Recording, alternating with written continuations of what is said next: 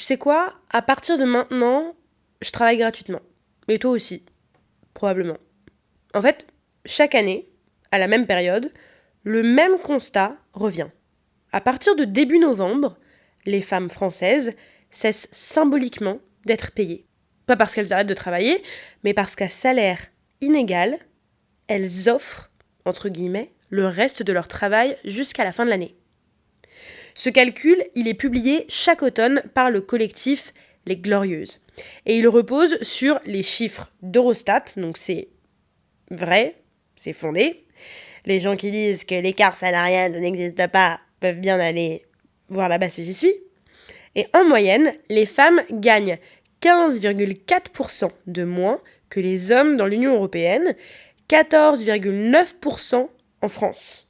Rapporté à une année, ça signifie qu'à partir du 6 novembre à 11h25 très précisément, les femmes travaillent gratuitement. Mais derrière cette date, qui est quand même très symbolique, il y a une réalité historique, politique et économique qui est bien plus profonde, celle d'un système qui est construit sur la dévalorisation du travail féminin. En colère. Jusqu'au milieu du XXe siècle, les femmes n'avaient ni le droit d'exercer certains métiers, ni le droit de gérer leur propre argent sans l'autorisation d'un homme, généralement leur mari, sinon leur père, leur frère, leur oncle, enfin voilà. En France, il faut attendre 1965, donc il n'y a pas si longtemps que ça, pour qu'une femme puisse travailler sans le consentement de son mari. C'est dire le retard que nous, on a les femmes par rapport à ces mecs.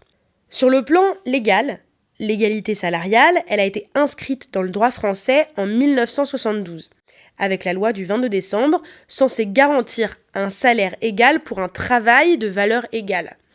Mais cette avancée, qui est en apparence révolutionnaire, elle n'a jamais vraiment été appliquée. Ouh ouais, sorry, sorry, but c'est pas parce qu'il y a une loi qu'elle est respectée, hein. Les décennies suivantes ont vu se succéder des plans d'action et des réformes comme la loi Roudy en 1983, la loi Génisson en 2001, puis la loi pour l'égalité réelle entre les femmes et les hommes en 2014. En fait, on avait déjà une loi en place, mais visiblement, on la suit pas, on en crée juste d'autres. Voilà, tout simplement.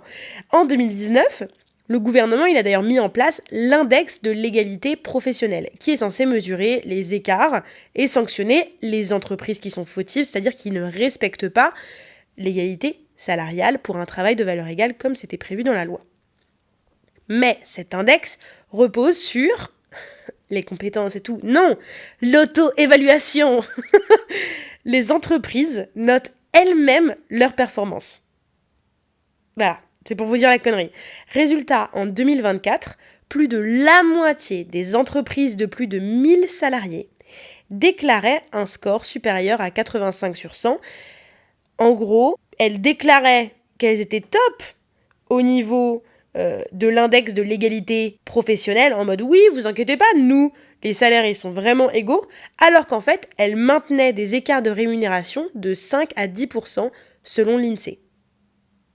Donc, c'est juste complètement faux. Voilà. C'est comme si tu fais une auto-évaluation avec tes potes. Je sais pas si vous avez déjà fait ça en cours. Vous échangez vos copies pour vous noter. Bah, tu mets une hyper bonne note à ton pote et lui aussi, alors que ton travail, il vaut rien. Et bah là, c'est exactement la même chose. Voilà, les entreprises ont connu, hein, c'est la loi du plus fort, comme on le dit. Donc, l'histoire montre une chose, les lois changent, mais les chiffres, ils bougent, mais difficilement. Hein. En 1990, l'écart de salaire moyen était de 27% en France. En 2024, c'est-à-dire 34 ans après, il est encore à 15%. On est passé de 27 à 15%. Alors oui, c'est génial, il y a une baisse. À un moment, il y a quelqu'un qui a écouté mon podcast et qui m'a dit « Oui, mais tu parles de l'écart salarial, attends, mais tu dis n'importe quoi, cet écart alors que maintenant il est genre... » Ah, il est à 14 quelque chose, arrondi à 15%. Hein. Moi, il est à 14 machin.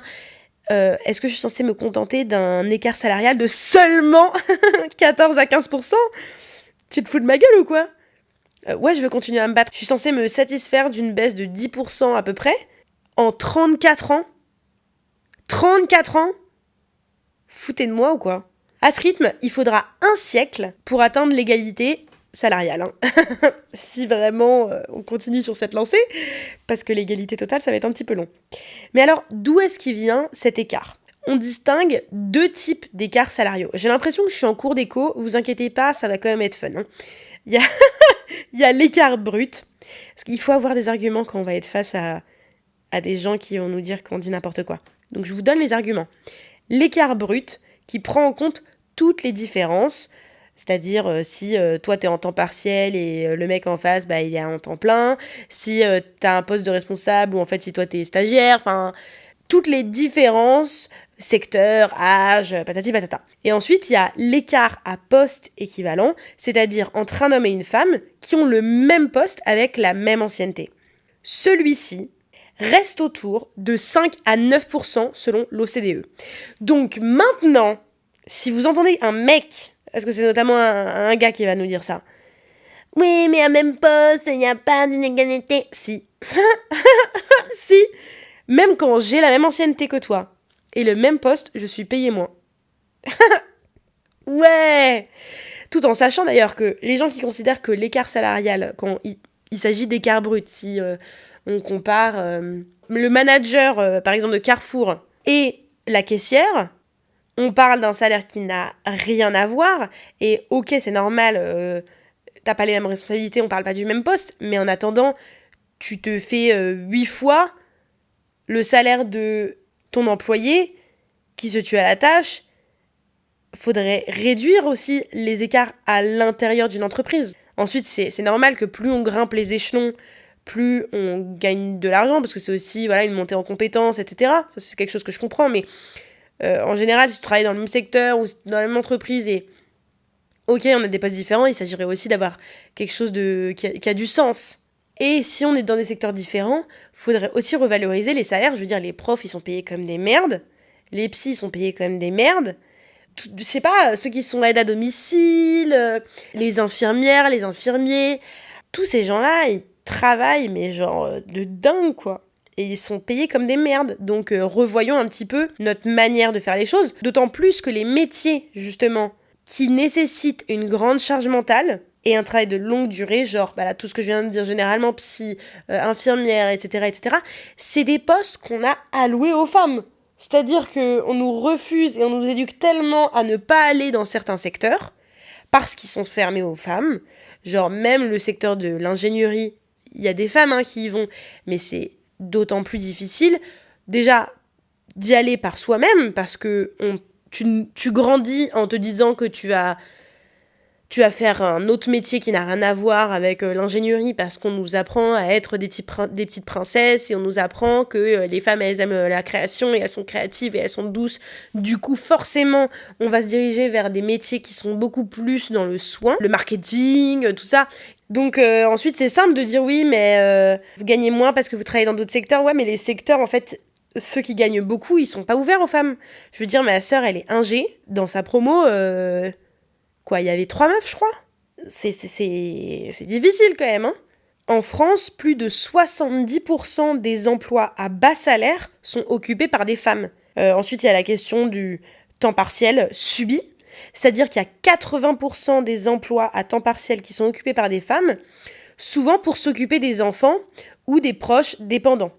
Donc ça, c'est pas tellement parce que toi, t'as pas envie de taffer, mais c'est parce qu'on attend aussi des femmes qu'elles s'occupent des enfants, parce qu'aussi les pères n'ont pas, jusqu'ici, ils n'avaient pas particulièrement de congé paternité, ou en tout cas un congé qui n'a rien à voir avec la longueur d'un congé mat. Et ensuite, il y a aussi la question du plafond de verre, c'est-à-dire que plus on monte dans la hiérarchie, moins il y a de femmes. Dans le CAC 40, seuls 10% des directions générales sont occupées par des femmes. C'est-à-dire que même si on a les capacités pour monter au-dessus, on ne nous laisse pas faire. On préfère faire passer un homme parce qu'on trouve ça plus naturel. Tout ça pour dire que l'écart salarial, c'est pas un hasard, mais c'est la conséquence d'un empilement de désavantages organisés. Mais là, on parle, je dis les femmes. Quelles femmes ? Ça, c'est très important. Dire que les femmes travaillent gratuitement à partir de novembre, certes, c'est déjà choquant, si on comprend vraiment ce que ça implique. Mais pour les femmes noires et racisées, parce que là, je dis les femmes, mais en général, en fait, les femmes qui travaillent gratuitement à partir de novembre, c'est des femmes blanches. Les femmes noires et racisées travaillent gratuitement depuis beaucoup plus longtemps. Eh oui, voilà. Selon une étude du Conseil de l'Europe en 2023, les femmes issues de l'immigration perçoivent en moyenne 27% de moins que les hommes français blancs. Et en croisant le sexe, l'origine et le statut social, l'écart peut atteindre 40%. 27, c'est ce que nous on avait en 1990, pour vous dire. Historiquement, cette inégalité plonge ses racines dans la hiérarchie raciale du travail issue de la colonisation. Françoise Vergès, ou Vergès, je ne sais pas comment ça se prononce, elle a analysé ce mécanisme-là dans son livre « Le ventre des femmes ». Et en fait, on comprend que le système économique français, il a longtemps reposé sur la sous-traitance domestique du travail féminin à des femmes racisées, c'est-à-dire des femmes noires, maghrébines, asiatiques, souvent assignées aux emplois de service, donc c'est-à-dire celles qui vont faire le ménage, la garde des enfants, les soins. Ça, j'en parle justement dans mon épisode sur les femmes au cœur de la lutte ouvrière. Les femmes blanches de la bourgeoisie, vraiment sous-traitaient le travail domestique. Il y avait la société qui reposait sur les bonnes, qui s'occupaient des enfants, qui faisaient la cuisine, qui faisaient le ménage, etc., etc. Ce sont ces femmes-là qui ont permis aux femmes blanches de s'émanciper professionnellement en prenant en charge à bas coût la sphère domestique. Et aujourd'hui encore, les femmes racisées restent surreprésentées dans les emplois qui sont très précaires et les métiers du care, justement, c'est-à-dire du soin, souvent à temps partiel, mal payés et invisibles. Et en plus, à tout ça, parce que ça ne s'arrête pas là, hein, l'enfer continue, il faut rajouter le travail non rémunéré. Et là, vous allez me dire, mais attends, mais c'était pas exactement de ça que tu es en train de nous parler depuis tout à l'heure. Non, il y a d'autres choses qui s'ajoutent à ça. En fait, selon l'INSEE en France, les femmes effectuent 72% des tâches domestiques et 65% du travail parental. Et oui, c'est un travail. Quand la meuf, elle passe son temps à plier tes slips, à faire le ménage, la lessive, passer l'aspirateur, faire la cuisine, faire les courses, organiser ton planning, s'occuper des enfants, changer les couches, les habiller, et nanani, et nanana. C'est du travail. Et ça, c'est du travail qui n'est pas payé. Un travail invisible, et en plus, c'est une charge mentale. I just love being a woman. Ça représente en moyenne 1h30 de travail supplémentaire par jour par rapport aux hommes, soit l'équivalent de 2 mois de travail par an qui sont pas payés, pas comptés, pas reconnus. Allez hop, les femmes, on peut aller se faire foutre. Résultat, même quand les femmes s'émancipent, elles continuent de travailler gratuitement. Yes! Parce qu'il y a toujours la sphère privée qui attend. En plus de la sphère publique qui est pas payée. Wouh! Alors, les hommes sont pas les grands ennemis de l'équation. Non, c'est des bénéficiaires structurels. C'est-à-dire qu'ils profitent d'un système qui leur accorde une double rente, c'est-à-dire une rente économique, salaire plus élevé, promotion plus rapide, et une rente domestique, moins de travail, non rémunéré. Donc, pourquoi se battre contre ça ? C'est-à-dire que pas étonnant qu'il y ait des mecs qui s'insurgent dès qu'on dit qu'il y a un écart de salaire, parce que si on réussit notre lutte féministe, ça va être la merde pour les gars. Cette asymétrie, elle se reproduit par l'éducation, par les stéréotypes, par les politiques publiques qui continuent de considérer la maternité comme une contrainte individuelle plutôt qu'un enjeu collectif, etc., etc. Ça dépend bien entendu de tout à chacun. Il peut y avoir un homme qui est moins payé qu'une femme. Là encore une fois, moi j'analyse tout ça avec un enjeu beaucoup plus global et avec un regard beaucoup plus systémique. Travailler gratuitement à partir de novembre, c'est pas que une image ou une façon de parler, c'est vrai. Elle révèle un système économique fondé sur la gratuité du travail féminin, qu'il soit domestique, affectif, professionnel. En fait, c'est le moteur caché de la société, parce que sans ce travail-là, rien ne tourne. Et tant que ce travail restera invisible d'ailleurs, tant qu'il sera ni payé ni reconnu, les femmes continueront de travailler gratuitement. Et pas seulement en novembre, mais bien toute l'année. Et ça nous rend très en colère. Vous venez d'écouter un épisode du podcast En colère. Si vous êtes toujours zen, c'est que vous n'avez pas écouté assez fort. Vous trichez. Bon alors maintenant, soit vous allez crier dans votre oreiller, soit vous écoutez l'épisode d'après. Allez, oust!